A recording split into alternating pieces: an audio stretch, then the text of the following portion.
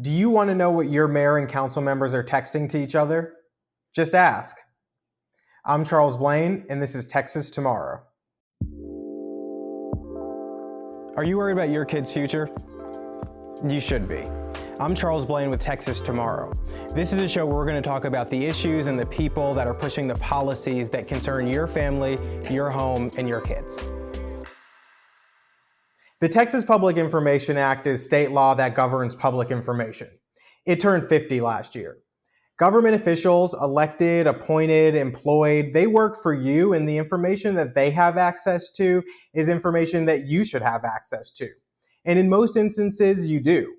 You can request body-worn camera footage from the police, you can request emails between elected officials, expenses from staff, incident reports, travel reports, really almost anything that you can think of. But they don't always have to be responsive, and usually they're not. Now, state law says they're supposed to be. Either they release the information, or they tell you that they don't have it and there's no responsive information, or they file a request for an opinion from the Attorney General's office to delay the release of that information. And in most instances, local governments will opt for those two latter options. I submitted a request to the city of Houston nearly 3 years ago. They told me they were going to release it. I paid the required amount to get the information, and then they just stopped answering my requests. Emails after emails went ignored, and so finally I decided to submit a complaint to the Attorney General's office because the city of Houston was ignoring my open records request. Unfortunately, that didn't really go anywhere either, and as of today, I'm still out of my open records and I'm still out of my money. But this is what the local governments do. They make it hard by charging exorbitant amounts, like the city of Huntsville did, by passing an ordinance forcing requesters to pay the full cost of salaries and copy costs if they use more than 15 hours of employees' time a month or 36 hours in 1 year. Others, like the city of Houston, for instance, like in my example I just used, choose not to respond at all, or they contest the release. And since there's no repercussions for them not releasing the information, and the state often sides in their favor when it comes to releasing the information, they have no incentive to actually release the information that the public demands. But one city surprisingly made the law a little bit better for their residents. So entities are allowed to charge up to 25% of photocopying fees for documents that you request. And up until a few weeks ago, the city of Corpus Christi was charging between 20 and 25% for requesters to get copies of those documents.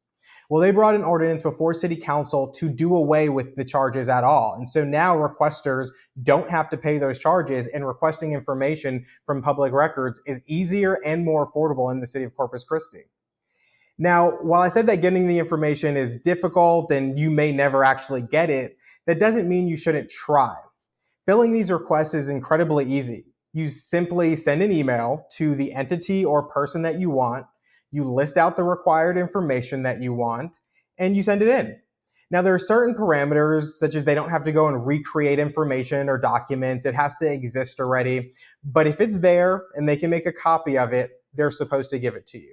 Now, of course, there are other things like social security numbers and driver's license numbers and addresses that should be withheld and are withheld. But in most instances, the information that people are asking for is rather innocuous. But even so, local governments will still find a way and a reason to contest the release of that information. They started to use this as a delay tactic rather than just give people the information they're asking for. They know they can drag out the clock by requesting opinions, by using weekends and holidays to delay the amount of days that they have to release the information. And they just hope that citizens will forget about it and move on. And in a lot of instances, they do. And that's what they're counting on you to do. And that's why you shouldn't do that. You should stay on top of it. Not only is it an easy task, even if you aren't successful in getting the information, but if you are successful, you can get a lot of information about your local government that they otherwise wouldn't put up front. It's information that people should know, but too often elected officials and appointed officials just keep it secret. And even if you don't get information, you're putting your elected officials on notice that you're paying attention. And often that's important enough. Just knowing that citizens are watching is often enough to make them do the right thing. The opening of the government code that oversees the Texas Public Information Act says The people, in delegating authority, do not give their public servants the right to decide what is good for the people to know and what is not good for them to know. Well, unfortunately, too many local governments across the state of Texas skipped reading that part, and they just assume that they know best what people should know. And we need to start pushing back and letting them know that that's not the case.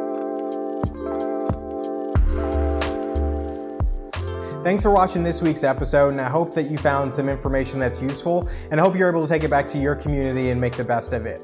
If there's something going on in your community or your neighborhood that you think people should know about or that we should be aware of, please reach out. Let us know. I'd love to talk about it. Make sure you like the Facebook page, YouTube, Instagram, share our content with your friends and family. Let them see it and let them know as well. If they see something going on in their backyard, reach out to us because we'd love to talk about it and bring it on Texas Tomorrow.